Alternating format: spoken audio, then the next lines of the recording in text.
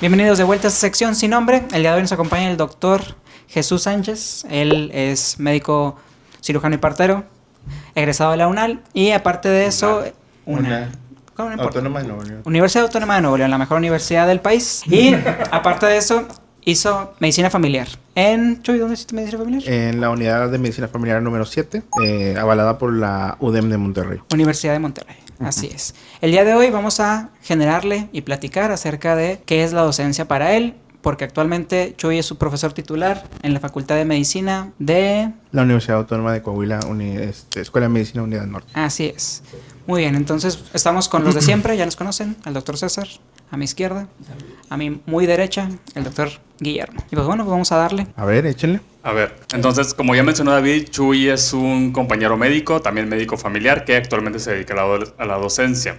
Entonces, Chuy, ¿qué te motivó originalmente a estudiar medicina? O sea, platícanos un poco de quién es Chuy. Bueno, para estudiar medicina yo creo que la principal influencia fue mi mamá. Ella es enfermera, ha trabajado en Secretaría de Salud aquí en el estado de Nuevo León pues ya más de 30 años y ella fue mi principal influencia para estudiar medicina. Ya pasando directamente al tema, primera pregunta. A ver. ¿Ya te vas a brincar la docencia? ¿Eh? ¿Ya te vas a brincar a lo de docencia? No sé, Pues sí, ¿todavía personales? No, pues yo no tengo drama. Bueno. No digo, pues que como Chuy... Bueno, está bien. Dale. ¿Ya lo brincamos o quieres que le Pues yo le iba a preguntemos? preguntar un poquito de lo de la residencia. Bueno, sí. Algo general. Perfecto, y ya luego perfecto. empezamos con la docencia. A ver. Desde bueno. tu... Desde Entonces, tu... eso es porque eligió ser médico general. Pero Chuy, ¿qué te motivó a hacer medicina familiar? Porque dentro del rubro de la medicina, para muchos estudiar medicina familiar es la última opción. O Bueno, lo que queda. Bueno, yo creo que la principal motivación fue el estilo de vida. Yo creo que algo que no nos explican cuando salimos de la carrera es que dependiendo de la especialidad que tú escojas, es un estilo de vida que tú vas a tener. Entonces yo tenía muy claro cuando egresé que quería un estilo de vida que me permitiera hacer otras cosas, dedicarme a otras cosas. Una de ellas pues era la docencia, mi familia, entre algunos otros hobbies. Entonces yo requería una especialidad que me diera estabilidad económica, estabilidad social y sobre todo tiempo para dedicarme a otras cosas. Y pues con eso medicina familiar cumplía perfectamente con ese rubro. No solo medicina familiar, hay otras especialidades que también cubren con esas características, pero también aunado a eso siempre me gustó ver un poquito de todo. Entonces en medicina familiar pues no tenemos una área tan específica fuera de la familia, no tenemos una área tan específica del conocimiento.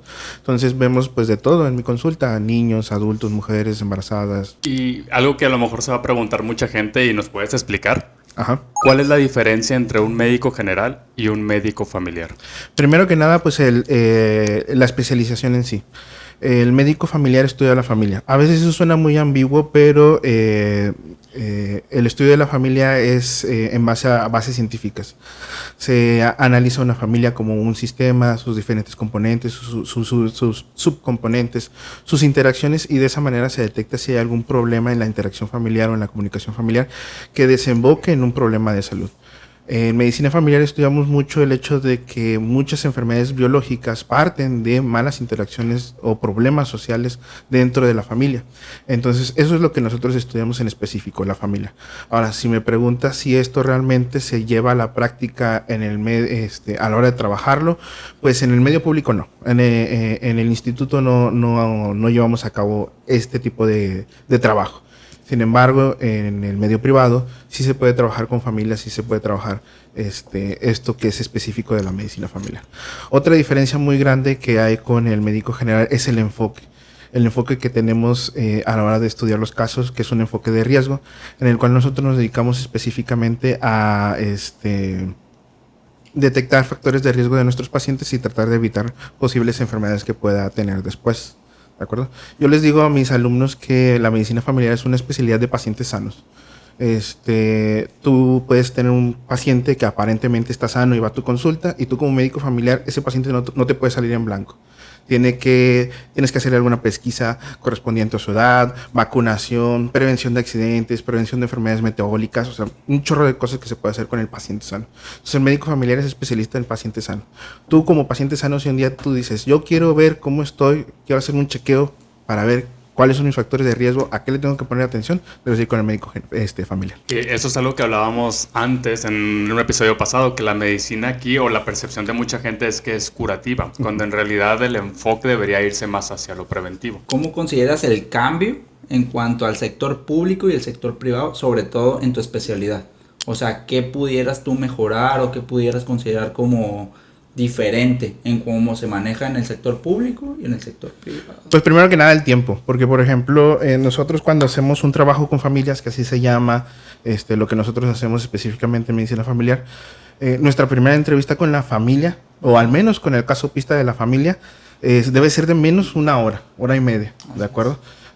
¿Por qué? Porque en esa consulta nosotros necesitamos primero conocer la historia de la familia. Se le pregunta al paciente y a su familia desde que se formó la familia, cómo se formó, los eventos más críticos de la familia a través del tiempo y sus interacciones. Se conocen los miembros, todas las enfermedades que tienen los miembros, etcétera, etcétera. Nosotros ya tenemos un cuestionario formulado para poder nosotros obtener toda esa información, pero es muy largo, entonces sí se requiere una hora y media mínimo, 2 horas sería lo óptimo. Entonces, pues obviamente en un medio público eso jamás va a pasar. De vez en cuando puedes tú hacer un poquito de trabajo con familias en el consultorio público, dependiendo del paciente, porque pues al final de cuentas muchos de esos pacientes son crónicos y los ves mes con mes, entonces esa entrevista de 2 horas la partes en 4, 5, 6 consultas y ya más o menos vas conociendo a la familia, pero también depende mucho de la motivación del médico, porque pues la verdad es de que en el instituto esta especialidad en específico sufre mucho por la institucionalización de las especialidades, de cumplir nada más lo que nos pide el instituto, así como muchas otras, ¿verdad? Yo creo que ustedes también, como urgenciólogo, intensivista, también sufren un poquito eso de que te tienes que apegar a lo que nos pide el instituto y te limitas de hacer lo que realmente sabes hacer por limitantes naturales del instituto. Muy bien, yo lo que te quería preguntar es que, ¿crees que por cómo es el día a día del residente o del médico familiar, crees que pudiera llegar a ser como el formato más adecuado para generar conocimiento o enseñanza con los residentes? ¿O es el formato que tal vez todos deberían de tomar esa cercanía médico-residente, tomarlo como ejemplo para las demás especialidades? ¿Cómo? No entendí. Sí, porque pues... No, o sea, yo tampoco entendí. es que es un poco amplio. Sí, o sea, el hecho de que el médico familiar, lo que tú mencionabas de por qué decidiste ser médico familiar, ¿no? Ajá. Por la estabilidad, por el tipo de carga de trabajo, por decirlo de alguna forma. Obviamente, dejando un poquito de lado la cuestión del instituto, que es consulta por segundo, sino ese formato de cercanía en que pudiera ser entre el paciente, el médico adscrito y el residente, ¿crees que sería como el mejor formato de enseñanza para los médicos y que se pudiera tomar hacia otras especialidades? Lo que nosotros hacemos en medicina familiar Se aventó un rosario. Sí. Sí y no. Yo creo que hay especialidades que son muy biológicas, entonces un acercamiento más estrecho con el paciente muchas veces es más difícil y puede nublar el criterio del médico, pero creo que sí se puede adecuar ese sistema para muchas otras especialidades. Sí, sería bueno. Yo creo que aquí el problema con las residencias no es tanto que se haga residencia o no, el tipo de residencia que se hace, sino que no está estandarizada ninguna residencia médica aquí en México. Realmente, a pesar de que hay estándares nacionales de lo que debe ser una residencia médica, esos estándares nacionales se interpretan en cada una de las sedes o hospitales en donde se hacen residencias, entonces terminas teniendo hospitales que interpretan una cosa, hospitales que interpretan otra cosa, y en México tú te vas a dar cuenta de que cada hospital hace pues lo que quiere o lo que entendió, ¿verdad? ¿Qué consideras elemental para la residencia de medicina familiar? O sea, ¿qué tuviste tú, pero a la vez qué pensaste que se necesitaba durante tu residencia? Yo creo que primero que nada, y a lo mejor también es algo que me faltó en su momento, y creo que nos falta a todos en su momento, porque la verdad te agarra muy desprevenido el tema de la residencia muchas veces, es la seriedad. Tomarle la seriedad a las cosas y tener bien en claro, yo creo que por qué estás haciendo esa especialidad. Yo creo que muchos médicos, compañeros médicos familiares, no me dejarán mentir, muchos de ellos escogieron la especialidad simplemente porque era la opción más sencilla o lo que tenían acceso más fácil, o porque simplemente querían hacer alguna especialidad y no fueron aceptados en alguna otra. Yo creo que es válido, o sea, está bien, si ese es tu motivo, pues está bien, tienes que tenerlo muy bien en claro, pero también tienes que tomarte las cosas en serio, o sea, si ya vas a entrar a esa especialidad, si vas a querer hacer eso, tienes que hacerlo bien. ¿Por qué? Porque muchas veces simplemente se toma como un paso más para obtener un trabajo seguro en el instituto, como pasa en la gran mayoría. Y entonces, pues eso ha afectado mucho la calidad del médico familiar que tenemos actualmente en México y cómo se ve la especialidad ante el resto de las especialidades. Ahora, si quieres hablar un poquito más en concreto de eso, pues entonces tendremos que hablar, por ejemplo, de los programas de residencia médicos de medicina familiar originales, los que se plantearon hace 30, 40 años. Y estoy hablando específicamente del programa ECA. No sé si lo conozcas, el programa ECA. ¿No? ¿Sí lo conoces el programa ECA? ¿No? ¿El ECA? Bueno, por muchos años en México hicieron falta especialistas, de todas las especialidades. Entonces, el Instituto Mexicano del Seguro Social, ante esa necesidad de médicos especialistas y ante la falta de sedes profesionales que formaran nuevos residentes, tomó una decisión que en su momento tenía todo el sentido, pero que actualmente ya no va, que es el programa ECA. No recuerdo qué significan exactamente las Eso cifras. fue en el 73. No, ya me acordé, es examen de competencias académicas, algo así. Entonces lo que hacían ellos era simplemente decir, bueno, tengo toda una base de médicos familiares que están trabajando ya actualmente en el IMSS. Oye, ¿sabes qué? Vamos a hacer un examen de competencias académicas, se le aplica el examen a los médicos que quieran hacerlo, y entonces ellos tienen acceso a una residencia. ¿De acuerdo? A lo mejor para los médicos nuevos que tienen a lo mejor menos de 35 años, esto se les va a hacer raro porque todos básicamente hemos hecho la residencia a través del ENAR, pero antes no era así, había esa otra opción del examen de competencias académicas. Entonces, por ejemplo, tú eras un médico general que había trabajado unos 3, 4 años en el instituto y luego te dan esta opción de, oye, ¿no quieres hacer la especialidad en lo que tú quieras? Antes era en cualquier especialidad, para cualquier especialidad. Actualmente, ya prácticamente, si no tengo mal entendido, hace 2 años ya se descontinuó totalmente para todas las especialidades, si no me equivoco, ahí corríjanme si me equivoco, pero todavía en medicina familiar aceptaban así médicos hace 2, 3 años, y para otras especialidades troncales como médicos internistas, ginecólogos, también hace 2, 3 años todavía estaban aceptando médicos así. Entonces tú eres un médico general, hacías este examen de competencias académicas que pues sinceramente es muchísimo más sencillo que un ENARM, lo pasabas y el instituto te daba la oportunidad de hacer la residencia ahí mismo en el instituto. Y tú dirás, bueno, ¿y cuál es el problema si al final de cuentas haces residencia? Bueno, el problema es que el tipo de residencia que estos médicos hacían era diferente a la que nosotros hicimos por ENARM. Son los semipresenciales. Son los semipresenciales, partes de los semipresenciales, sí, de ahí surgen los semipresenciales también. Entonces, estas residencias, como no son estudiantes, no son becarios, son trabajadores del instituto, pues son personas sindicalizadas. Entonces muchas veces, por ejemplo, sus horarios eran mucho más cortos, sus exigencias eran mucho más cortas. No hacían guardias de noche. No hacían guardias de noche muchas veces. El programa académico no lo completaban de ver. Como el objetivo era simplemente sacar médicos especialistas, pues ahora sí que al vapor para que salgan a trabajar. Realmente no había una retroalimentación de que, oye, ¿sabes qué? No vas a pasar al R2 porque no estás cumpliendo con los criterios académicos para hacer R2. O sea, no había nada de eso. Entonces, ¿qué era lo que estaba pasando durante estos 30, 40 años? Que se estaban graduando médicos especialistas que, si bien habían hecho, entre comillas, una residencia, una especialidad, pues no es una especialidad como la que tú y yo conocemos, ¿verdad? De ENAR. Entonces, eso afectó muchas especialidades. Una de las más afectadas fue específicamente medicina familiar.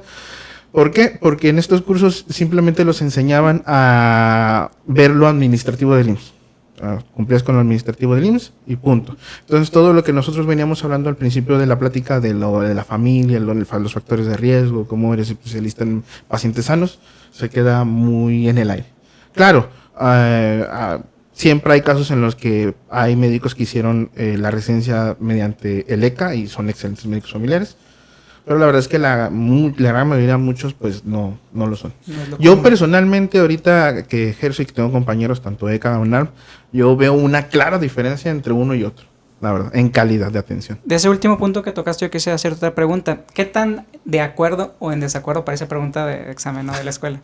¿Qué tan de acuerdo o desacuerdo estás en que al médico familiar se le relacione muy directamente con el ámbito estructural o administrativo, más que con un ámbito terapéutico o de evaluación de la salud? O sea, está bien, porque también es un médico administrativo. Se supone que el perfil del médico familiar debe ser el que coordina toda la atención del paciente. Entonces yo le explico, por ejemplo, en mis clases a los residentes, que en teoría el médico familiar debe ser el líder del equipo de salud dentro del sistema de salud. Entonces, el paciente es mío. No es del urgenciólogo, no es del intensivista, no es del internista, no es del traumatólogo. El paciente es mío, ¿de acuerdo? Entonces, por ejemplo, yo tengo un paciente con hipertensión, tengo un paciente con diabetes, tengo un paciente a lo mejor con una fractura de la mano, yo qué sé. Entonces, por ejemplo, yo puedo decir, ¿sabes qué? Yo estoy viendo la diabetes, yo estoy viendo la hipertensión, estoy haciendo el seguimiento de esto, se lo voy a mandar al traumatólogo, pero el paciente no es del traumatólogo, el paciente es mío, entonces el traumatólogo debe regresármelo y yo debo de continuar con el seguimiento de ese paciente. En vista de eso, pues también hay que ver la parte administrativa. En el instituto, yo le explico a los pacientes y a los estudiantes que el instituto es como una aseguradora de carros, ¿de acuerdo? El seguro social, una aseguradora de carros. Nada más que en lugar de carros, nosotros aseguramos personas, ¿de acuerdo? Entonces, muchas veces la gente no ve eso, no piensa en el IMSS y piensa únicamente en los hospitales, pero detrás de los hospitales hay toda una maquinaria administrativa que ve pensiones, incapacidades, riesgos de trabajo, etcétera, etcétera. Entonces, nosotros como médicos familiares también vemos muchísimo eso. A mí me ha tocado, por ejemplo, compañeros de otras especialidades, por ejemplo, hace poquito me tocó una compañera ginecóloga que fue a consultar con nosotros, no recuerdo porque era algo así, una fractura de un dedo en la mano, algo así. Y entonces, ella nada más iba a su seguimiento por las incapacidades. Pues ya ves que nosotros médicos familiares son los que usualmente damos las incapacidades en el instituto. Y durante la consulta me di cuenta de que ella se había fracturado el dedo en el hospital. Entonces, no le habían hecho su riesgo de trabajo. ¿De acuerdo? Entonces, cuando yo le dije, oiga, no le hicieron su formato de riesgo de trabajo, ella me dijo, pues, ¿qué es eso? No conocía lo que eran los riesgos de trabajo. Pues ya le expliqué de que cuando tú tienes un accidente en tu trabajo y derivado de ese accidente tienes una lesión y te incapacitan por esa lesión, se te debe indemnizar al 100% de las incapacidades. Porque normalmente en una incapacidad normal, te pagan nada más el 60% de tu salario. Pero cuando es por un accidente de trabajo te pagan al 100%, entonces es mucha diferencia, de que te pagan de 2-3 semanas al 60%, 2-3 semanas al 100%, es mucha diferencia. Entonces sí, el médico familiar debe de saber mucho de lo administrativo, debe de coordinar todo eso, pero no solo es eso, no solo es el tema de las incapacidades, no solo es el tema del riesgo de trabajo, también debe ser el enfoque biológico, el enfoque psicológico del paciente. Perfecto. Entonces, yo antes de seguir con esto de medicina familiar voy a retroceder un poquito. Generalmente, es que nos adelantamos un poquito, sí. Pero generalmente dentro de los médicos hay un estigma malo hacia la docencia y la investigación. La mayoría de los médicos cuando hicimos la residencia lo peor que nos pasó fue hacer la tesis y generalmente no nos gusta el tema de investigación. Y de compañeros que yo he tenido, también la mayoría le saca la docencia. ¿Qué te llevó a involucrarte en la docencia? Primero que nada, pues creo que pues simplemente es un gusto personal. Durante la carrera de medicina, tanto David como tú, Guillermo, formamos parte del taller de instructores de primeros auxilios. Durante 5 años estuvimos dando clases a alumnos de recién ingreso, instruyéndolos sobre primeros auxilios, RCP, respiración de salvamento. Y yo creo que ahí le encontré el gusto a enseñar. Creo que eso fue algo que no me esperaba. Yo sinceramente no, antes del taller de primeros auxilios yo era una persona que normalmente no hablaba en público, no se animaba mucho a hablar en público, mucho menos tomar la batuta de una clase. Y después del taller, pues yo me di cuenta de que tenía pues las habilidades y el gusto por la docencia. Entonces de ahí nació el gusto, justamente de ahí. Sí, entonces como menciona Chuy, es como un gusto adquirido. La docencia, muchos yo creo que no nos gustaba ni siquiera hablar en público y ya estando ahí nos motiva a hacerlo, pero una cosa fue dentro del pregrado que éramos estudiantes a que ya decidiste dedicarte a eso, porque sí, o sea, hay muchos estigmas de que hay mucho trabajo hablando de docencia, que no se paga tan bien, que es mucha sobrecarga, que los alumnos te tratan mal, que te pueden denunciar, hay muchas cosas, o sea, hay muchas dudas o ese es el estigma que tenemos muchos que hemos escuchado sobre eso. Ya cuando terminaste tú la residencia, ¿qué te hizo decir quiero ser maestro? Pues la verdad es que extrañaba los años en los que había sido instructor durante la carrera. Entonces, yo pensé que podría volver al aula a enseñar. Entonces me acerqué con algunos compañeros del trabajo ahí del hospital, que precisamente eran docentes de la escuela. Y ellos me invitaron. Empecé nada más yendo a algunas clases y vi que pues otra vez me gustó cómo estaba la dinámica, ahora como ya especialista, y pues decidí entrar un poquito más de lleno ahí en el área de la docencia. ¿Y qué parte te ha gustado más de que ya viviste las diferentes experiencias? Las clases como tal de pregrado, que son más formativas. Formativas me refiero a la estructura de la escuela, ¿no? Como la pretemporada. La base de la La medicina. base de la medicina. O las clases de posgrado, que llevan un cierto grado mayor de responsabilidad por el hecho de que está a punto o está en el trayecto de ser una persona que va a atender ya con una especialidad a pacientes. Híjole, depende mucho, yo creo que ahora sí que de la temporada. Depende cómo me levante en la mañana. Sí, la verdad sí. Mira, la verdad que cuando inicié hace 4 años a dar clases en la escuela, me dieron un grupo de primer semestre. Entonces, la verdad, los grupos de primer semestre, como vienen de recién de la prepa, vienen así alborotados y te hacen buitos. Rebeldes. Rebeldón, sí. Entonces, la verdad me gustaba. Al principio me gustaba mucho porque era un grupo que interactuaba mucho, dinámica, acá te preguntaban a veces cosas sin sentido, pero pues te preguntan. Tú sabes que cuando hay una clase en la que se están preguntando y pregunten, pues algo va bien, ¿verdad? Algo va bien, se hace dinámico. O al menos se hace divertida para ti como docente. Entonces, al principio me gustaba mucho eso. Luego, a los 2 semestres me dieron ya una clase con los de noveno, ¿sabes? Entonces los de noveno ya vienen maleados, ¿verdad? Ya tú entras, silencio, tú dices, se hace esto, o sea, siguen órdenes, ¿verdad? Al principio se me hacía aburrido noveno. Se me hacía aburrido porque no tenían así como que mucho el miedo de levantar la mano, hacer preguntas. A veces eran preguntas muy buenas, pero tenían mucho miedo de decirlas, ¿sabes? Porque ya alguien los tupió. Durante esos 4 años ya alguien se los tupió. Ya tenía el estigma de que entonces me va a regañar. Así. Se me hacía más aburrido noveno. Ahorita, la verdad, yo creo que batallo más con los de primero. ¿Sabes? ¿En qué sentido? Como que les he perdido un poquito el ritmo en cuanto a... Pues que uno también se va haciendo viejo. Y... Sí, la verdad, sí. Te dicen Valeria la capuchina y ya no le entiendo, no sí, sabe ese qué tipo de es. cosas. No, la verdad sí, ese tipo de cosas afectan porque ya se empieza a notar el cambio generacional. Pues ya tú ya no estás chavo, ¿verdad? Sí. Entonces se nota la diferencia y no digo que me vaya mal con ellos, o sea, no, o sea, todo bien, pero sí... Ya no te encuentras tanto. Me llegan a fastidiar un poquito al final de la clase. La verdad. Y con los de noveno todo bien. ¿Y del posgrado? O sea, del posgrado hay de todo, ¿sabes? Depende mucho de por qué entró a la residencia. Se nota mucho cuando hay alguien que sí quiso entrar porque le gustaba y cuando no. Entonces, cuando se nota a alguien que le gusta, que te pregunta, está todo muy bonito, la verdad. Pero cuando no, pues no. Entonces, la verdad es de que ahorita en posgrado y con los últimos años de pregrado, todo muy bien, la verdad.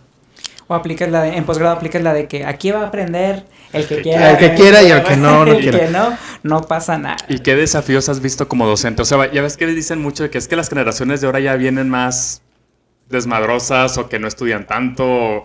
Que yo sé que es una percepción errónea que tenemos, porque nosotros también como personas mayores podríamos decir eso de los de la secundaria, cuando en realidad solo son sistemas diferentes. Pero ya hablando en cuanto a eficiencia en la calidad del aprendizaje, ¿lo ves bien? Bueno, yo creo que primero que nada, esto es un poquito difícil de plantearlo, pero es muy paradójico cómo los médicos en general tienden mucho a hablar de ciencia, de que no, es que si no está en un artículo, en un estudio, no es válido. Pero cuando se habla del tema de educación o de salud mental, salen todos los estigmas y todas las opiniones infundadas de los médicos. Entonces, esta es una de ellas. este sentimiento de generaciones mayores diciendo que las generaciones nuevas lo arruinan todo, que todo va mal y que todo se va a ir al carajo, se tiene constancia desde la época del Imperio Romano. Los romanos diciendo, no, es que los del imperio anterior, los nuevos, los chavos son los que van a arruinar el imperio y todo, ¿no? Y así fue. Y así fue. Roma cayó. No fue por eso. No, aquí seguimos, o sea, las cosas siguen avanzando. El problema es simplemente este sentimiento de que hay una nueva corriente, hay una nueva generación y uno quiere que se hagan las cosas como a uno le toca. Entonces las cosas no van así. Entonces el problema con las nuevas generaciones no es tanto la nueva generación, sino cómo el docente se adapta a la nueva generación. Tú como docente, si tú te dedicas a dar clases en cualquier ámbito, específicamente en el ámbito de la salud, tienes que tener bien en claro que las generaciones van cambiando y conforme las generaciones van cambiando, tus estilos y tus métodos de enseñanza tienen que cambiar. Es bien fácil decirlo, es muy complejo, sobre todo si tú ya tenías un sistema muy establecido de cómo enseñar, cambiarlo para que sea atractivo a las nuevas generaciones es bien difícil, es mucho trabajo. ¿Cómo ha influido tu adaptación en cuanto a lo que mencionabas? O sea, de primero a noveno grado es mucho cambio, ¿verdad? Sí, mucho. Pero en cuanto a tecnología, sí ha cambiado también en estos años. Ha cambiado para bien, Ajá. ¿sabes? Porque, por ejemplo, de hecho yo a algunos alumnos yo sí les digo, mira, por ejemplo, ahora con el tema de la inteligencia artificial es bien fácil, agarrar, por ejemplo, todo el capítulo del libro y yo les digo, no, o sea, estúdienlo de manera inteligente, utiliza la inteligencia artificial de manera inteligente, vaya. Puedes, por ejemplo, decirle, dependiendo de tus métodos de estudio, por ejemplo, en lo personal a mí me funciona mucho preguntas y respuestas. A mí siempre me gustó estudiar así con preguntas y respuestas. Entonces, algo que puedes hacer muy sencillo es, le das a la inteligencia artificial este tema y le dices, hazme 20 preguntas con respuesta sobre este tema, de lo más importante. Entonces, por ejemplo, tú te va a decir diabetes, le das el tema de diabetes, perfecto. 20 preguntas y respuestas de diabetes. Ah, muy bien. ¿Cómo es el diagnóstico de la diabetes? Te va a decir. Y ya te dice, pues glucosa en ayuno superior a 126, que la hemoglobina glucosilada, que si la carga de glucosa, etcétera, etcétera. Y ya tienes ahí las respuestas. Entonces, todo el tema te lo condensa en 20 preguntas, entonces te agiliza mucho la forma de estudiar. Entonces, es bastante bueno. Pero la verdad es que muchos alumnos lo usan de mala manera. Entonces, ese es otro problema. Copiando trabajos, me imagino. Copiando trabajos, copiando presentaciones. En el examen, pidiendo la respuesta en el examen. Y eso es del lado de la tecnología, pero del lado de salud mental, porque todavía a nosotros nos tocó que si te quejabas eras así. O sea que no tenías por qué quejarte. Sí, un blandengue. Sí, y nos tocó todavía eso que te tenías que aguantar. Y pues sí, era la verdad. Y lo vivimos en el HU, así lo vivimos. En nuestro contexto era una realidad, güey. Si te quejabas eras un blandengue. Para muchos de nosotros, yo lo he visto con compañeros de nuestra generación que todavía tienen ese estigma. A veces, con lo que pasó eso de la 25 del chavo, el compañero del doctor, sí, el doctor. Yo vi publicaciones de compañeros de nuestra generación que decían de que no, es que así es como se tiene que aprender. O sea, pues que sí. A lo mejor puedes estar o no a favor, pero al final de cuentas nosotros no somos docentes, nosotros no ponemos en práctica nada de eso, que esos estigmas a nosotros, pues bueno, es lo que podemos pensar, pero tú, que sí abordas estudiantes, que abordas residentes, ¿cómo tratas la salud mental? O sea, si alguien se te acerca y te dice, doctor, me siento ansioso, estoy estresado o estoy en un burnout. ¿Te sientes ansioso? Ansioso, de veras. Bueno, mira, yo creo que antes de hablar del tema de salud mental, yo creo que tenemos que hacer la pregunta que estaba esperando que me hagan y no me han hecho. Ajá. ¿Cuál es el problema de la docencia médica en México? El problema principal de la docencia médica en México es la falta de profesionalización docente.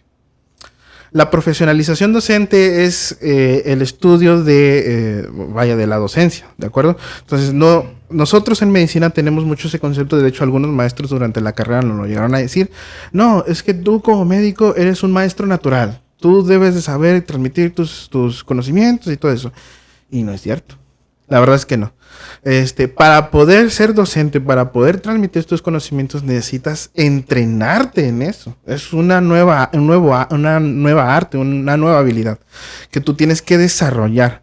Entonces, la verdad es de que No tengo el dato, no quiero echar así números al azar, pero pues si me preguntaras, yo te diría que entre el 90 y el 95% de los docentes en medicina no tienen ni un curso ni un diplomado en docencia. Y yo me incluyo. Me incluyo. No, yo sí tengo varios diplomados en docencia. Me consta, si tiene sus tiene papeles. Ajá, tenemos papeles, sí hay papeles, ¿de acuerdo? Pero por ejemplo, podría decirte de que a lo mejor me falta hacer la maestría en docencia o el doctorado en docencia. Probablemente próximamente lo haga. Entonces no hay un interés del médico que enseña en profesionalizarse, en ver las nuevas técnicas de docencia, el nuevo material, las nuevas generaciones, cómo adaptar el material que tú tienes para las nuevas generaciones para poderlas enseñar, transmitir esa información.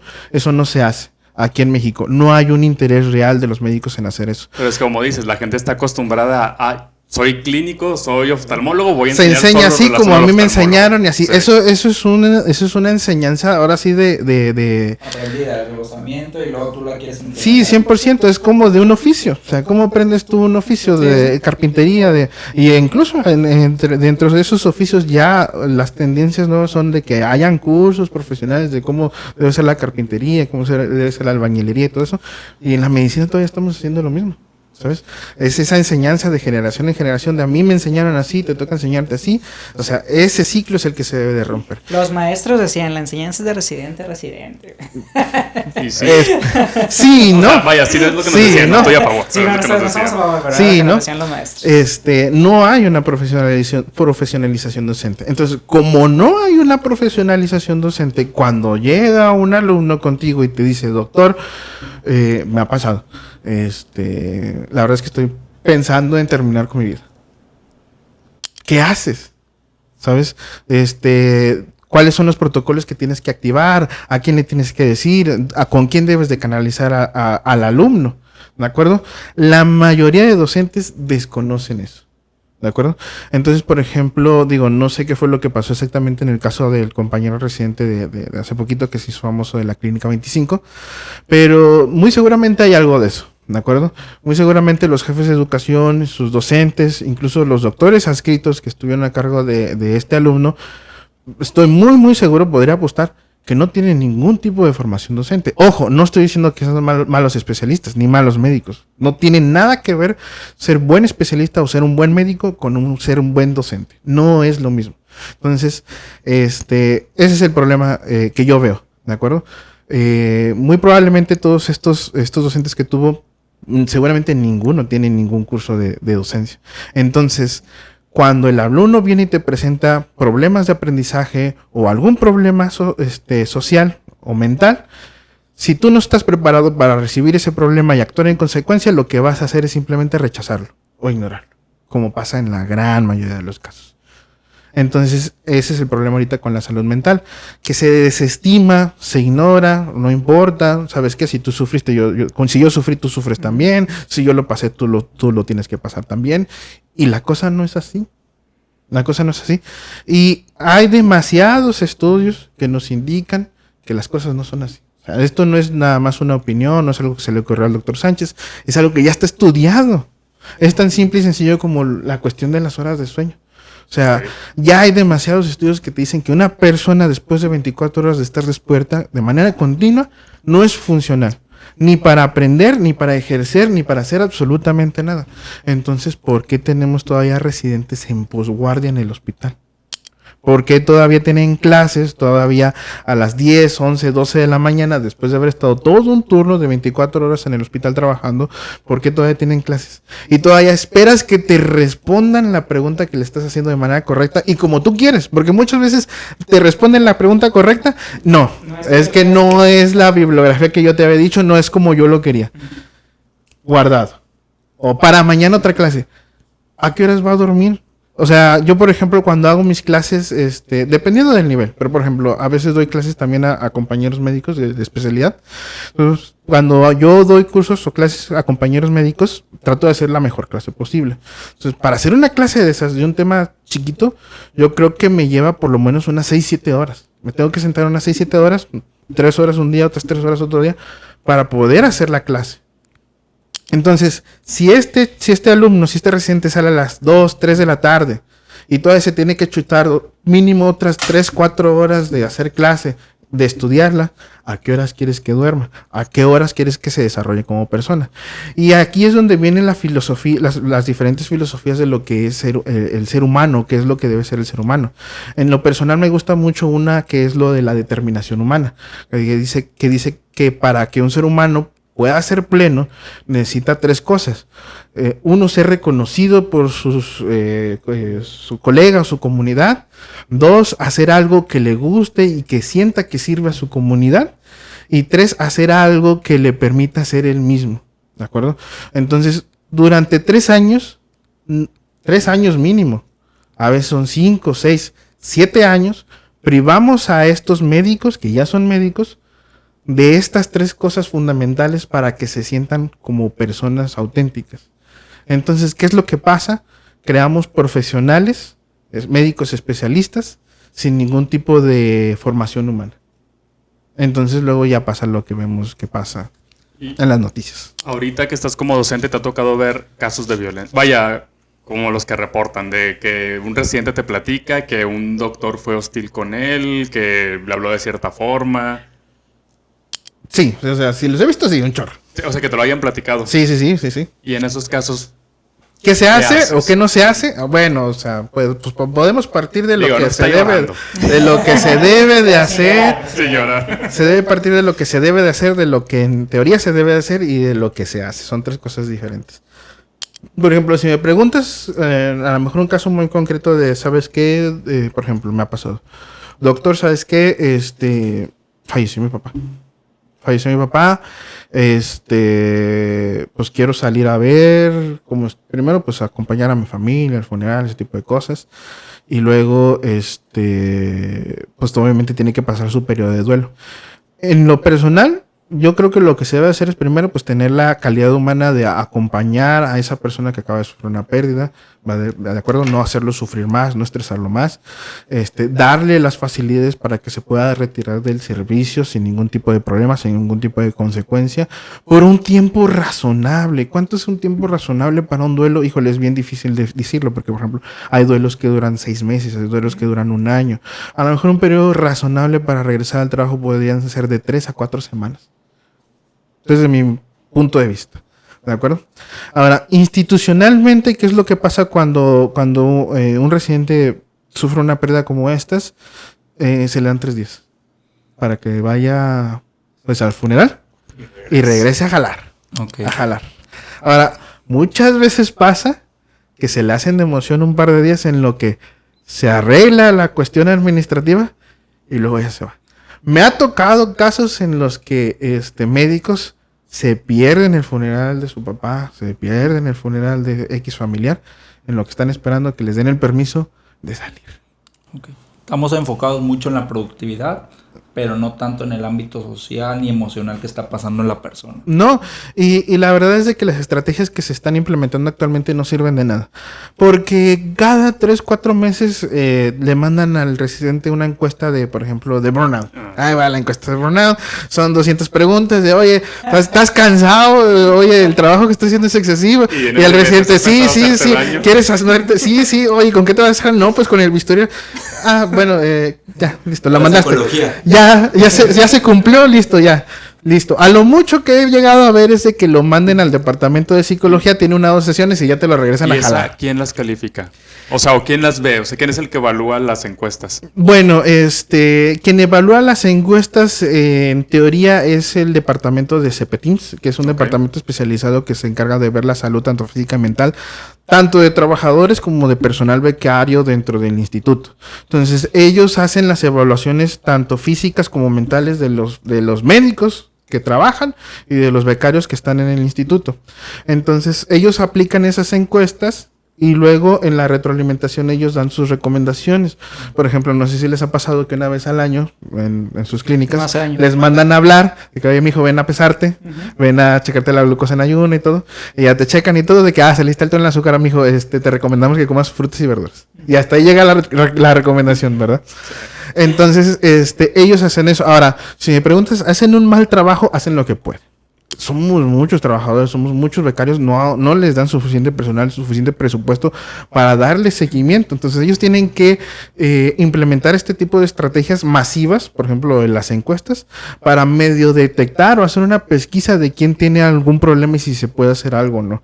Pero si no les dan recursos, si no les dan personal para poder atender adecuadamente este tipo de situaciones, pues nunca se va a lograr nada. Y yo quisiera como a lo mejor tomar la contraparte o ver las dos situaciones en esto último que estamos platicando. Por ejemplo, el hecho de como tal poner la residencia como una escuela para darle más estructura, porque de hecho mi novia es residente y siempre se enoja que le digo, no, ¿cómo te fue en la escuela? Me dice, no es la escuela, es la residencia. Pero el hacerlo como más escolarizado, ¿crees que sería una buena opción? Y una segunda pregunta dentro de esto mismo. ¿No crees que también algunos factores asociados a ciertas reglas realmente sí dan estructura y generan disciplina, ya que estamos en un grado... Yo estoy hablando 100% del posgrado. Sí. Ya dan cierto grado o lo ameritan por el hecho de la responsabilidad que se va a tener en nuestra profesión. Mira, primero con lo último que mencionaste de las reglas, sí, o sea, se necesitan reglas, como en todo. Por ejemplo, yo en la residencia batallé mucho porque no me gusta usar corbata y pues te obligan a ir con corbata, entonces ya estaba... Bendita pandemia que nos la quitó. Sí, bendita pandemia. En uno de mis trabajos convivo ya, o sea, no contando con residentes, sino con internos. Y yo les digo, si una regla no te genera incomodidad, no te va a desarrollar un ámbito o un hábito de disciplina. Entonces, porque ellos se quejan mucho del blanco. Y le digo, es que el blanco está bien feo. Y le digo, sí, por algo es blanco, por algo te sientes feo, por algo te incomoda. Al incomodarte va a generar cierto grado de disciplina y de formación. O sea, sí y no. Ahí sí, con el tema de blanco sí y no. Son opiniones personales, ¿verdad? Son ejemplos. Si una regla no te genera incomodidad, no debes de tener ningún problema con ella. Sí, o sea, estoy de acuerdo con eso. Pero también esa regla tiene que tener un porqué. ¿De acuerdo? Entonces yo te preguntaría, ¿por qué de blanco? Tú podrías decir, que sí, el uniforme, que es para poderlos identificar y todo eso. No me gusta a mí el tema del uniforme blanco porque no haces diferencia entre los diferentes grados. O sea, hacemos ir de blanco a los estudiantes de pregrado, a los internos, a los pasantes, a los de enfermería, a los de nutrición, a los de psicología y a los residentes. Entonces ahí anda el paciente preguntando de que, oye, mijo, oye, tú que estás estudiando enfermería, oye, tú, el enfermero. Y eso te hace sentir, bueno, no sé si te pasó a ti, a mí sí me pasó y creo que a muchos les pasó, que decías, pues, o sea, tú ya eres un médico graduado, tú ya tienes un título de medicina, ya estudiaste 7 años y sentirte otra vez así como que, pues vengo de blanco, soy el estudiante, me confunden todavía con, que no tienen nada más que te confundan con cualquier otro grado, con cualquier otro personal de salud, pero que no te sientas así con el estatus que tú deberías de tener como médico, afecta. Entonces yo no te diría que quitemos los uniformes del hospital, pero sí que les demos un sentido. Por ejemplo, algo que lamentablemente me gusta del hospital donde venimos es el sistema de colores, ¿sabes? En el hospital universitario donde nosotros hicimos la carrera, hay un sistema de colores. Entonces, por todos lo recordamos. Por ejemplo, los estudiantes de pregrado tienen bata azul y se diferencian por el color de sus gafetes. Estudiante naranja, interno de pregrado, que era café o guindo, algo así. Pasante plateado. Pasante plateado. Tú ves una bata plateada, tú eres un pasante. Residente rojo. Residente rojo. Adscrito morado o negro. Entonces tú veías, yo les cuento a mis compañeros que yo les decía, tú como estudiante veías una bata roja y te quitabas del pasillo. Porque era una persona que mínimo ya había acabado la carrera, ya había hecho su internado, ya había hecho su pasantía y estaba haciendo la residencia. Y había pasado el ENAR. Entonces te daba cierto estatus, te identificaba. Entonces esos colores, esos uniformes tenían una razón de ser, identificar al personal. ¿De acuerdo? Tú podías saber quién era el residente, quién era el interno, quién era el pasante. El uniforme blanco no te permite hacer eso. Entonces yo no digo que quitemos los uniformes, pero que sí les demos un sentido. Por ejemplo, podemos quitar el blanco, pero sí podemos hacer, ¿sabes qué? Tu residente formal. Formal en la consulta, quirúrgico de X o Y color, en tus guardias, ¿sabes? Sí, de hecho, yo sobre todo, o sea, más lo del uniforme es un buen ejemplo porque genera mucho ruido, pero iba más respecto a las reglas. O sea, que una regla se justifica por el hecho de la disciplina que a veces no se entiende, o a veces pudiera parecer tonta la regla, pero por algo, mientras tenga un trasfondo como lo que acabas de decir, tiene que tener un se trasfondo. justifica, ¿no? Se justifica que para dar estructura. Donde yo hice la residencia, en la 16 nos pedía nada más, residentes era quirúrgico azul o verde, nada más. O sea, no te dejaban ni con otro color, y también a veces así distinguías de que veías a alguien con un quirúrgico negro, bueno, ya sabías que era un adscrito o era otro personal. Digo, no es tan funcional, pero... Tenía un motivo. Ajá, es algo o sea, más, lo puedes entender. más sensato. Digo, entonces ahorita de la mano de el que pues realmente las reglas o las... Sí, pues las reglas que debemos de seguir o acatar, digo, ayudan. Digo, de la mano, ¿qué te parecería o qué opinión tienes tú de esta cuestión que te digo de escolarizar las residencias? Y escolarizar, yo me refiero a completo, o sea, como si estuvieras en la escuelita, con horarios y sí, que estar gordillo sea la jefa otra vez. Sí. Y el gordito va de portero si se arma la reta. No sé si tan estricto como escolarizar, pero sí se debe de pretender la escolarización en las residencias. Un ejemplo bien sencillo. Contigo, por ejemplo, David, ¿rotan residentes de diferentes especialidades? Sí. ¿Qué especialidades rotan contigo? Pero más ya de adscrito, de adscrito, anestesiología, medicina interna. No, o sea, residentes que van contigo. ¿Cómo? No entendí. O sea, ¿qué residentes tienes tú a cargo? ¿De qué especialidades? O sea, interna, anestesia y interna, medicina urgencias. interna, anestesiología, urgencias y medicina crítica. Bueno, entonces, a ti cuando te dijeron de que, oye, vas a recibir residentes, te dieron un programa de estudios, te dijeron, ¿sabes qué? Estos 2 meses, este residente de medicina interna va a estar rotando aquí contigo, y durante estos 2 meses, al final de estos 2 meses, este residente tiene que haber aprendido esto. ¿Te hicieron algo así? Como tal no, pero yo tengo... Tú lo hiciste de tu... Yo tengo mi propio, yo sé Ajá. qué requiere cada especialidad, sé qué requiere y sé qué le voy a enseñar, aunque las clases... digamos que es la misma clase para todos, ¿verdad? Porque sería muy complicado darle clase a cada uno. Todos. Entonces, dentro de una misma clase se pueden tocar los puntos importantes y específicos para cada especial. Y le vas a exigir a cada uno dependiendo su área de conocimiento. Porque al final del día, en un área como la mía, que es la terapia intensiva, únicamente van para enriquecer su conocimiento. Que en algún momento ellos pudieran ser intensivistas, pero un 90% no lo van a hacer. Entonces solamente van para enriquecerse y ayudar a su práctica de su especialidad troncal. Sí, pero como dice Chuy, a ti no te dicen que le No, tienes a mí que no me- enseñar. No, bueno, eso es una programación académica, ¿de acuerdo? Eso lo conoce cualquier maestro de cualquier nivel, primaria, kinder, secundaria, preparatoria. Programación académica es, ¿sabes qué? Durante este mes vas a ver estos temas, el alumno tiene que haber aprendido esto, si no se considera insatisfactorio su aprovechamiento o satisfactorio su aprovechamiento. Entonces, eso no existe como tal. Hay muchos médicos docentes que sí lo hacen, como a lo mejor tú lo haces, pero eso nació de ti. O sea, por ejemplo, yo cuando recibo, MIPS, por ejemplo, cuando recibo internos de pregado, yo normalmente me lo sueltan 2 semanas a veces, rotan cada 2 semanas.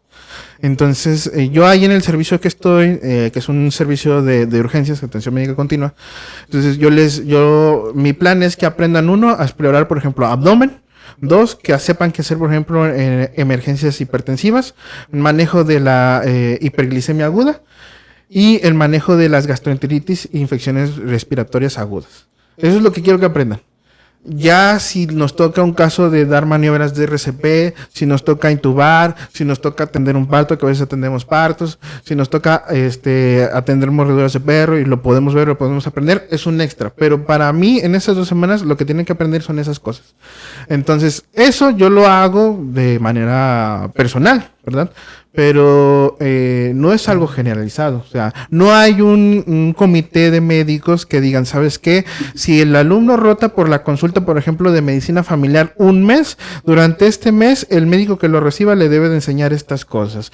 Cuando rota el residente de medicina interna en la consulta, por ejemplo, de oncología, este mes el residente debe de ver estas cosas. O cuando rota el residente de traumatología en... ¿Dónde rota aparte de trauma? Pues en las urgencias. En urgencias, por ejemplo, en urgencias, el residente de traumatología debe de ver estos temas. Sí, también rotan en ¿De acuerdo? Entonces, es muy variable el aprendizaje en una misma consulta. ¿Cuántas veces te ha pasado, o les pasó, por ejemplo, de estudiantes que te tocó de que, oye, yo roté en la consulta del doctor tal, y me enseñó a hacer paracentesis y ultrasonido, y puse catéter venocentral, y luego te toca a ti momento, en la consulta modo de fondo. planta. Modo planta.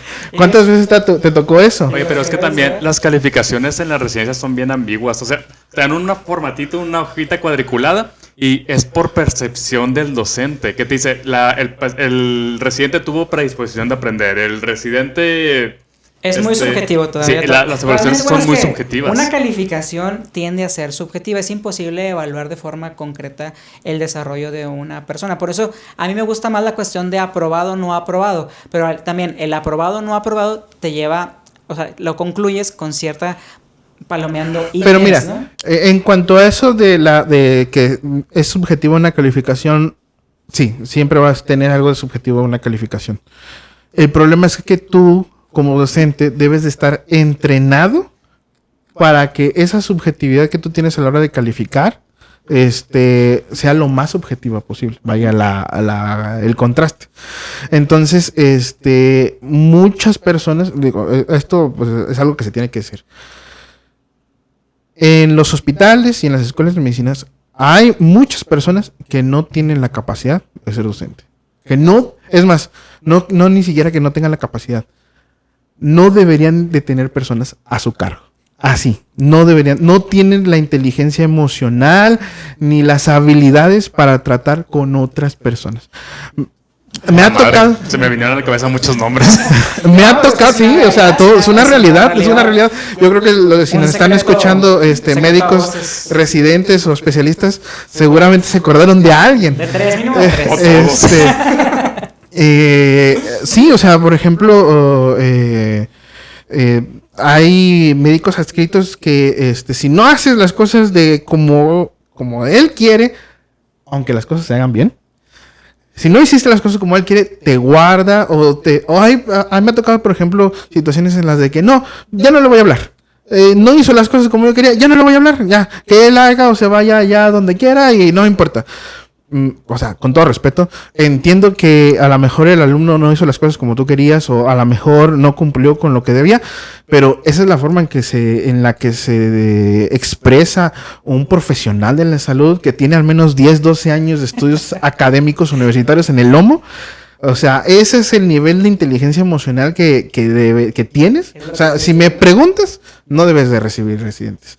Si tú haces ese tipo de cosas de, ¿sabes qué? Te vas a quedar guardado aquí porque me hablaste mal o porque me volteaste o porque no mereces tener residentes. No debes de tener residentes ni ningún tipo de alumno o persona a tu cargo. No estás capacitado mentalmente para eso. Tranquilo, David, no te estoy regañando. No estoy regañando. No, de hecho, estaba pensando porque, digo, a lo mejor voy a ser el personaje de las ideas retrógradas.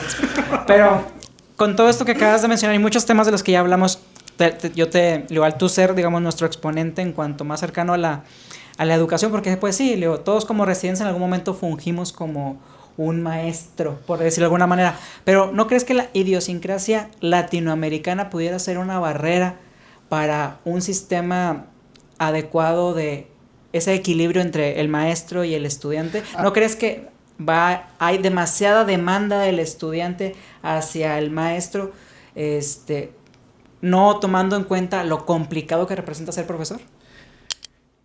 Sí, pero no es problema del alumno, es problema del sistema. Y ahí hay que tomar el otro gran problema de la docencia médica en México. No se paga bien. No hay un estímulo para que tú seas docente. Que falta de vocación. Debes de hacerlo gratis. Sí, No. Es que mira, te voy a poner un ejemplo. Sí, claro. En mi escuela. Nos dan vales de despensa. Para la gasolina ya. En mi escuela, como en muchas otras que pasan en México, el alumno se ajusta a los horarios del médico especialista. Entonces, muchas veces pasa mucho que el médico por X o Y razón se retrasó en su consulta, se retrasó en un procedimiento, oigan, ¿saben qué? Hoy no los voy a poder ver o los voy a poder ver más tarde. O sea, nos pasa a todos, me pasa a mí, les pasa a todos. Entonces, por ejemplo, muchas veces los alumnos se acercan conmigo y me dicen, doctor, oiga, ¿sabe qué? Es que, a veces así platicando, ¿por qué que no nos cambien las clases tanto? No sé si se puede hablar con el resto de los profesores para que no nos cambien los horarios y todo eso. Tienen toda la razón del mundo. Pero yo también les digo, tienes que ver la otra parte. O sea, yo les digo, mira, ¿sabes qué? O sea, yo trabajo en el IMSS en las mañanas, a veces doy consulta en las tardes y aparte doy aquí clases con ustedes. Entonces, ¿cuál es mi principal ingreso económico? Pues el instituto y las consultas que doy en la tarde, de lejos, sin ninguna comparación. Entonces, por ejemplo, si un día me empezaran a mí a decir, ¿sabes qué? Si no cumples con un horario cabal de tal a tal, ya no puedes ser docente. Pues si me preguntas, oye, ¿sabes qué? O sea, ¿a qué le voy a echar todas mis piedritas? ¿A lo que me da de comer o a esto de la docencia? Pues a lo que me da de comer, ¿sabes? Y eso pasa en todas las escuelas de medicina y por eso, por ejemplo, en mi escuela muchas veces perdemos buenos docentes, de que en su trabajo le dijeron, no, ¿sabes qué? Ahora te damos más horas o tienes más consultas y es como que, ¿sabes qué? Ya no me da el horario. Y pues, o sea, acá sí me pagan y tú no, o me pagas muy poquito. Entonces, ¿a quién le voy a decir que no? O sea, que me paga muy poquito. Entonces, yo le digo así a mis alumnos de que, ¿sabes qué? Qué falta de vocación. Sí, yo sé que suena controvertido lo que estoy diciendo, pero es una realidad. No, sí, yo lo digo de es broma. una realidad. Nadie come de vocación. Es una realidad. Entonces, si no hay intensivos para que tú te dediques de pleno a la docencia, nadie lo va a hacer. Por ejemplo, yo conozco nomás 2 o 3 personas. Yo les hago la pregunta. ¿Conocen ustedes a un médico que se dedique 100% a la docencia? 100%. No hablo a nivel institucional, hablo en una escuela o facultad de medicina. Que su único ingreso, su único trabajo es ser docente. Y no hablo con todo respeto, de médicos ya jubilados, porque ellos ya se pueden dar el lujo de dar nada más clases, porque ya están jubilados. Ajá. No, hablo de médicos jóvenes que están en edad económicamente activa. ¿Conocen a alguien que se dedique de pleno a la docencia? Nadie. Porque no hay estímulos económicos de ningún tipo para que te dediques plenamente a la docencia. Entonces, por ejemplo, imagínate que yo te invito a dar clases. Yo te digo, David, mira, vas a cumplir con 2-3 horas al día, toda la semana y así. Entonces, bueno, ahí más o menos me acomodo con los horarios. Y aparte te digo, ¿sabes qué? Para la otra semana me tienes que entregar una programación académica de todo el semestre de lo que me vas a enseñar, clase por clase, hora por hora. Quiero que me des tu banco de preguntas de 200, 300 preguntas por cada uno de los parciales. Quiero que me des tus rúbricas de evaluación y todo eso. No, pues no. Me vas a mandar a chingar. A la ñonga, ya, renuncio. ¿Para qué si eso lo saco en una guardia? Con un té por té. Ajá, ¿para qué? Entonces, la verdad es que yo le digo a mis alumnos de que la verdad que los que nos dedicamos a la docencia es plenamente porque te gusta y te gusta estar ahí. Algunos los hacen por prestigio académico, por ese tipo de cosas, que sí es un factor importante tomar en cuenta, pero la mayoría es prácticamente que le gusta. Lo haga bien o lo haga mal. Porque una cosa es que te guste y otra cosa es que lo hagas bien. Exactamente. Y ahora quisiera que evaluaras, güey, o criticaras una experiencia personal, güey, para ver qué jugo le podríamos sacar para los actuales residentes o en general los que en algún momento piensan hacer algún tipo de formación así como una residencia, ¿no? Porque no nada más el ambiente médico tiene formaciones así, también creo que debería de haber o hay de otros tipos de ramas de la educación.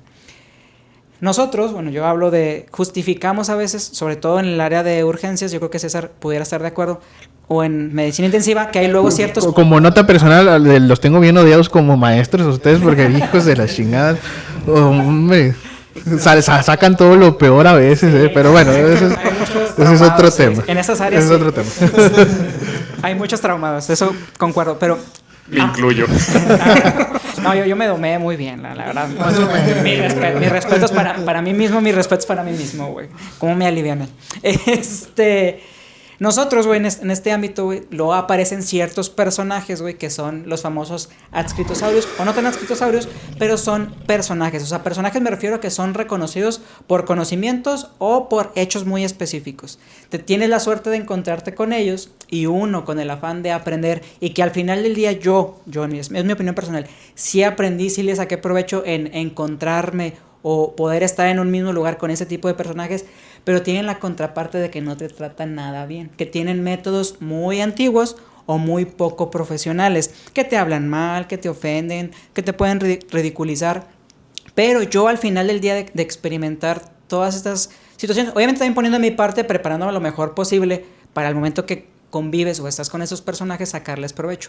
Al final del día yo hice un balance y sentí que a pesar de todo eso, saqué un provecho que no hubiera podido sacar con ningún otro maestro, entre comillas, o con algún otro personaje. Entonces, a mí sí me sirvió y justifico, realmente Exacto, yo justifico. el fin justifica los medios para ti. Para mí, yo justifico el que haber experimentado algunas situaciones incómodas o no tan adecuadas para mí, pero al menos creo que tuve la madurez para tolerarlas y saber diferenciar y que estaba buscando un objetivo. Pero hay personas que tal vez su situación emocional no es la más sana y pudieran verse afectados, pero al igual por obligación tendrán que exponerse a estos sitios. Digo, yo estoy de acuerdo o lo toleré Chuy se o lo está acepto calentando bien, cabrón. por el hecho que me sirvió, por el hecho de que me sirvió. Pero, ¿qué opinión te genera a ti esa situación que yo viví? Que está cerrando el puño. Es que, o sea, está bien. Ahí te lo pongo. O sea, está bien. Pero la pregunta que yo te diría es que ¿por qué tienes que pasar por eso? Exacto, yo también estoy en contra. ¿Por qué tendré que tolerar un maltrato? Una persona adulta. Porque no hay nadie más que te pudiera enseñar o no pudieras con ningún otro médico dar el salto de calidad que tu especialidad te demanda. ¿De verdad no hay nadie más? Nadie La más. pregunta. O no hay ninguno que quiera O sea, si no hay nadie más, No hay o sea, nadie si más. no hay nadie más, En ese ahí, ámbito yo estoy por seguro que no hay nadie más. ahí lo único que de se esos puede personajes. hacer es supervisar las clases de ese docente, que de sus clases de manera supervisada, Que no son clases. Como para que haya un aprovechamiento del alumno, pero también para mediar la situación del acoso o de la violencia. Ahora, a lo mejor es un caso muy específico. En el 90%, el 99, 95% de los casos, Sí va a haber alguien más. sí va a haber alguien más. Entonces ahí te puedes apoyar con alguien más. Pero en ese caso específico, ahí lo correcto es que haya alguien ajeno a la clase. Por ejemplo, a lo mejor yo soy jefe de educación, tú eres el alumno y está el docente. Yo voy a esas clases o estoy presente en esa situación para poder mediar las cosas. Ahora, también hay algo que entender. El alumno no debe de graduarse a pesar de la residencia. Debe de graduarse por y gracias a la residencia y a la escuela de medicina. Por ejemplo, ahí van marcas y ahí van nombres y ahí va la pelea. O sea, los cuatro somos de la Autónoma de Nuevo León. La mejor universidad del país. Dios la bendiga. Dios bendiga a los que le hicieron tanto daño a esta escuela, a esta institución. Entonces, por ejemplo, yo me acuerdo que cuando nosotros estábamos en la escuela, había gente que no podía, se atoraba, X o Y razón, se salían y se iban, por ejemplo, a la ODEM. ¿De acuerdo? Pues, por ejemplo, yo crecí con esa idea, ¿no? De que los que no podían en la uni, se iban a la ODEM. Y seguramente es una idea que tú tienes ahí todavía en tu mente.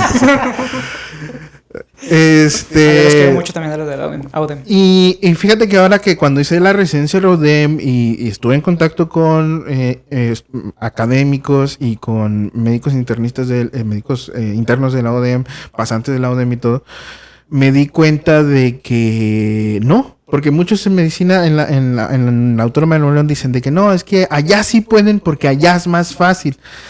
Y no es cierto, allá sí pueden porque la educación es más personalizada allá, ¿verdad?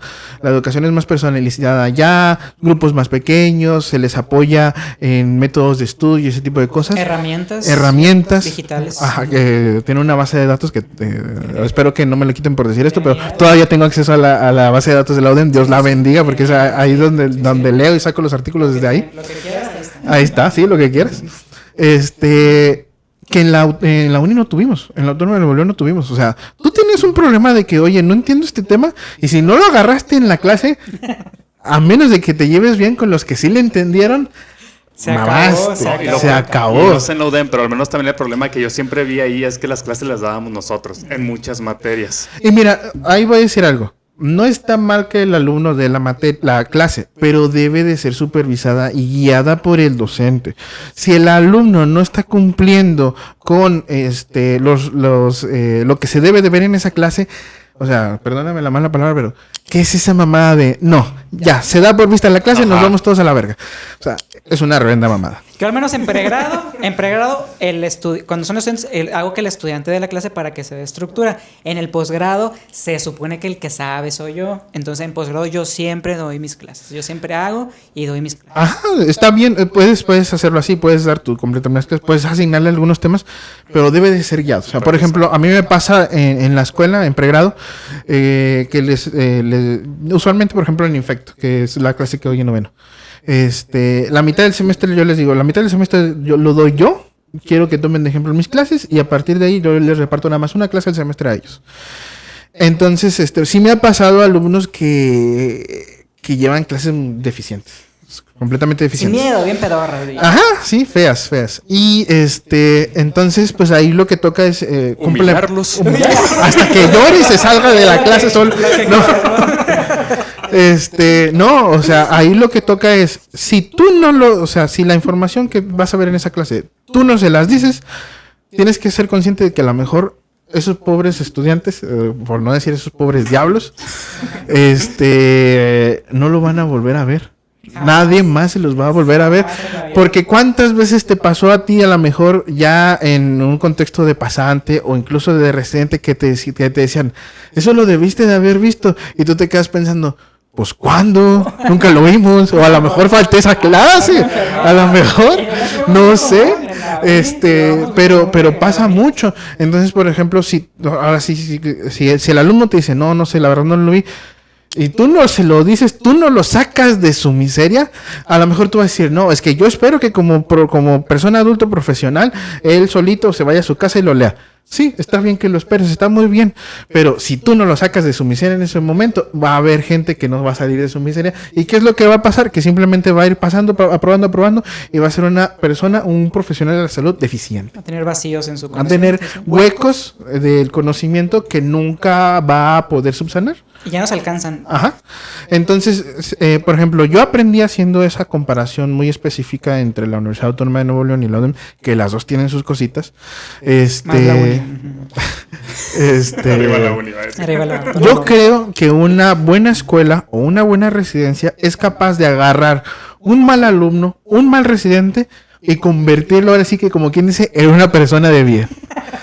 Si tú como escuela o residencia médica no eres capaz de agarrar lo peor de lo peor y convertirlo en una persona de bien, no eres una buena escuela y no eres una buena residencia. Por eso también, por ejemplo, ahora en una cuestión así personal en mi familia, estamos viendo los temas de las prepas y todo eso. Luego dicen de que no, es que en tal prepa y nada más entrar lo mejor, que tienes que sacar lo mejor del examen. Y digo, esa prepa está en lo alto del puntaje simplemente porque aceptan los primeros lugares.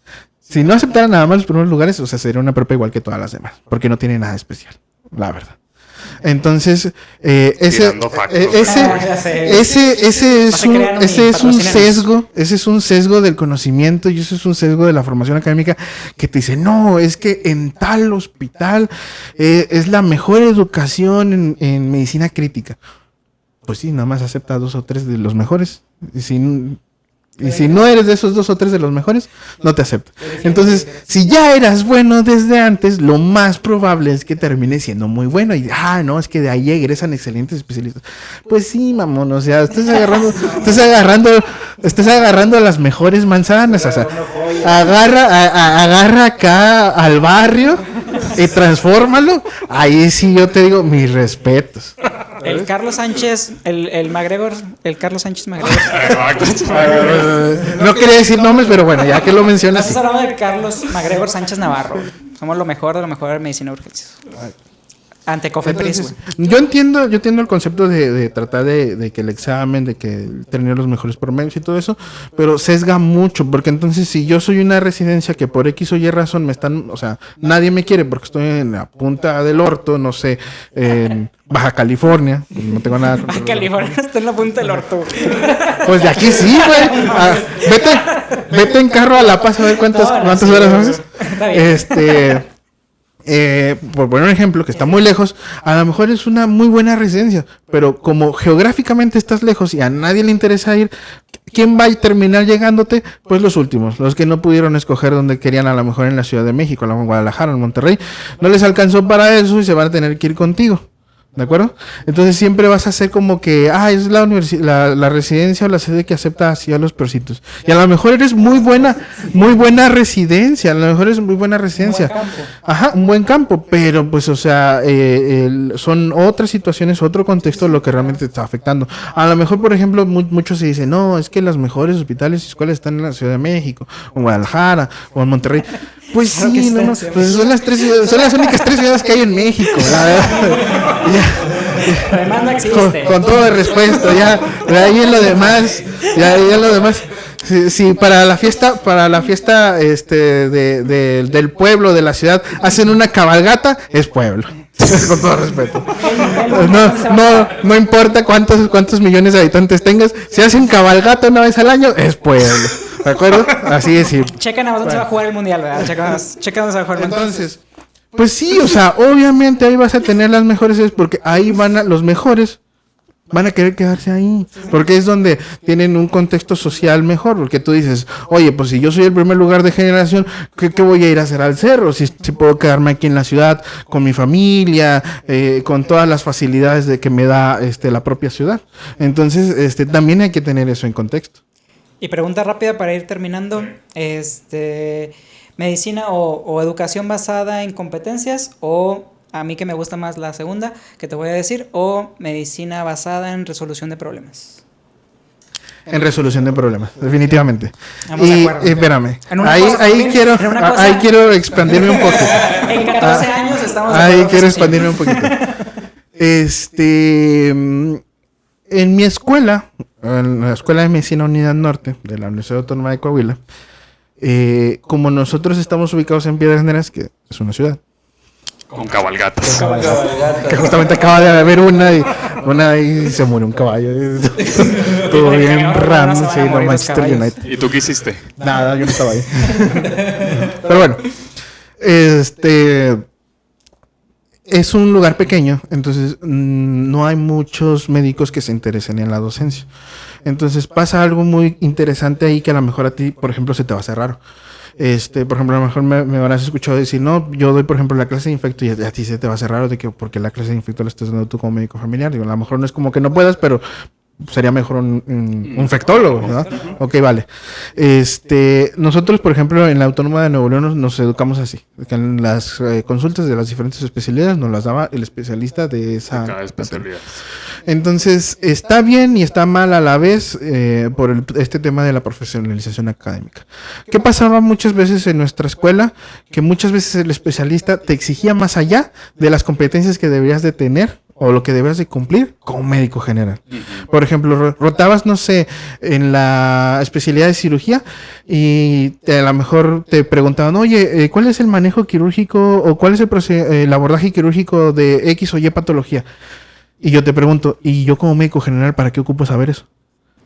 Ojo, no estoy despreciando ningún conocimiento, pero tú como médico general tienes que identificar las patologías quirúrgicas, saber iniciar su manejo y referirlas de manera oportuna al cirujano. Yo me acuerdo cuando eso es lo que tú tienes que saber. En el internado, cuando rotamos en cirugía, entré a cirugía con un residente.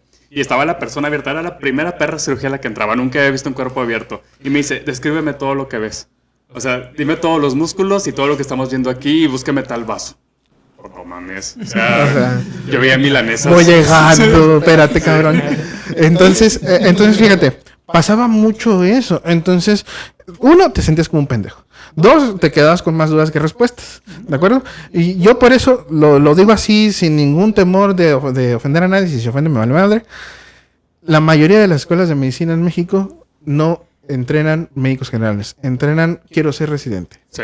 Y si no llegan a ser residentes, si no llegan a ser especialistas, simplemente tenemos médicos generales que se quedan frustrados, lamentablemente. Espero que no sea su caso. Y si eres un médico general que se quedó trabajando como médico general, mis respetos, porque, o sea, todos sabemos aquí en esta mesa el trabajo que se requiere para llegar nada más a ser médico general. Pero lamentablemente el enfoque de nuestras escuelas en la gran parte del país es así. Entrenar al estudiante desde el principio para que sea especialista, no especialista de cualquier especialidad. Si estás conmigo, yo quiero que seas especialista de mi especialidad. Y te pregunto y te exijo como si ya tú quisieras hacer eso, sin siquiera saber si esa persona, uno, va a querer especializarse y dos, va a querer especializarse en lo suyo. Entonces, por ejemplo, ¿qué pasa en mi escuela?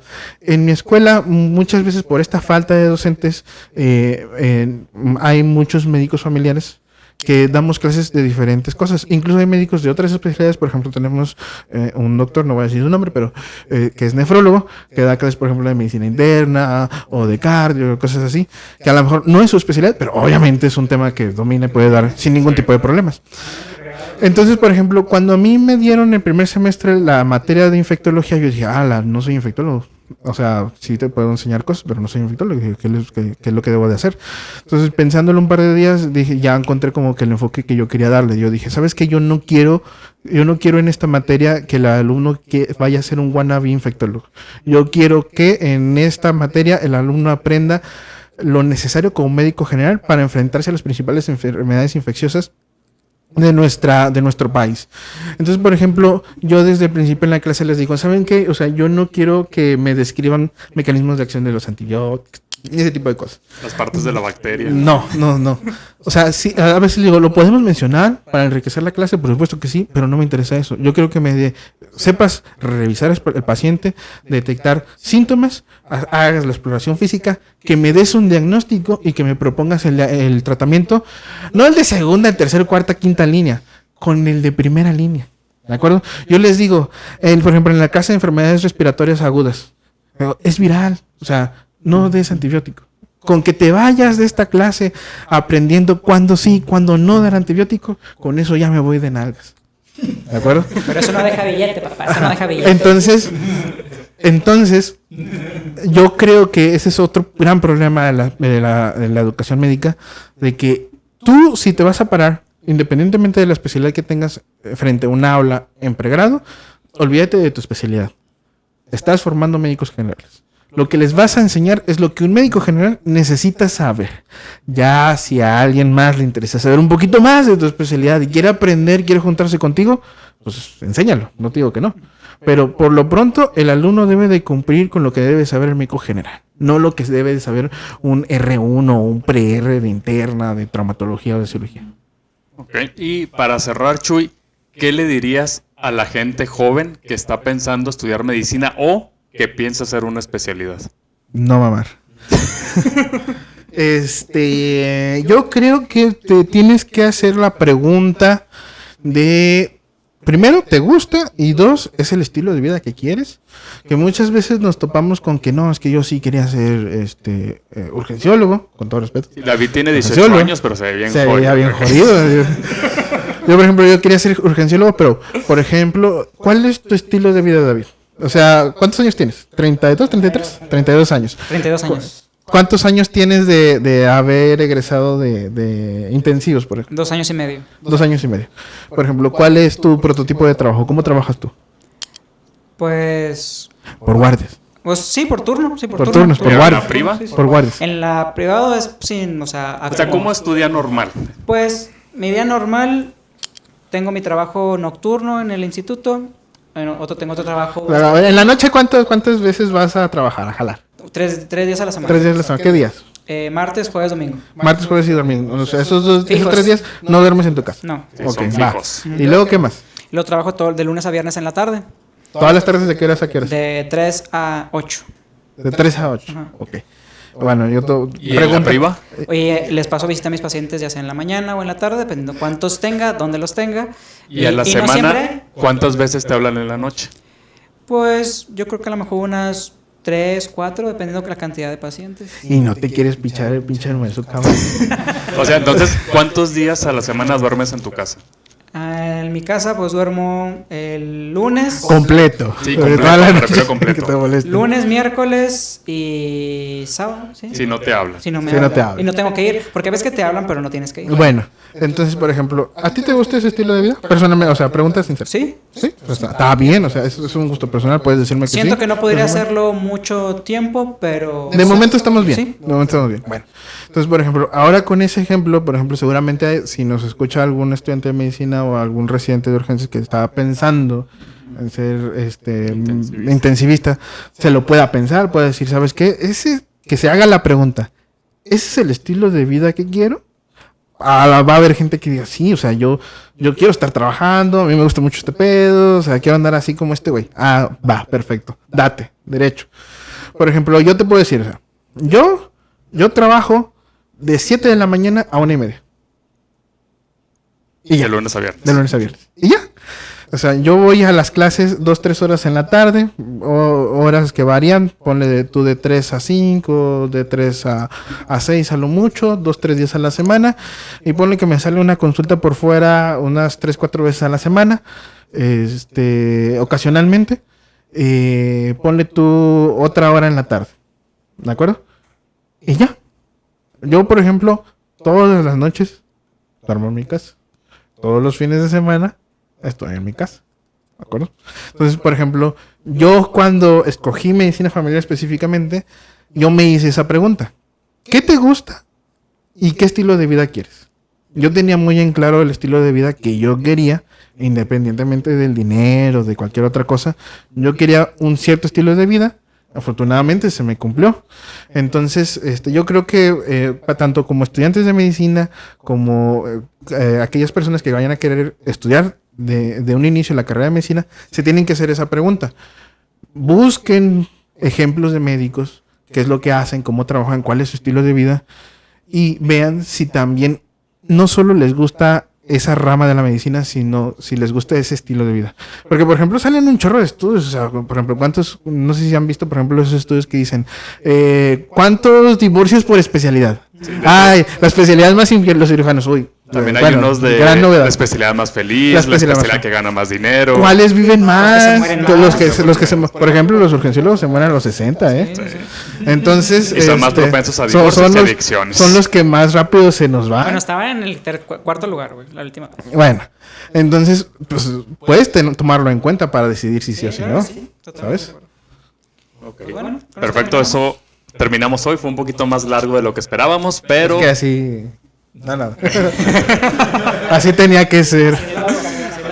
Pero eventualmente volveremos a invitar a Chu para otro episodio, a lo mejor ya más personal, contando anécdotas. Ahora va. Perfecto. Muchas gracias por vernos. Nos vemos. Bye.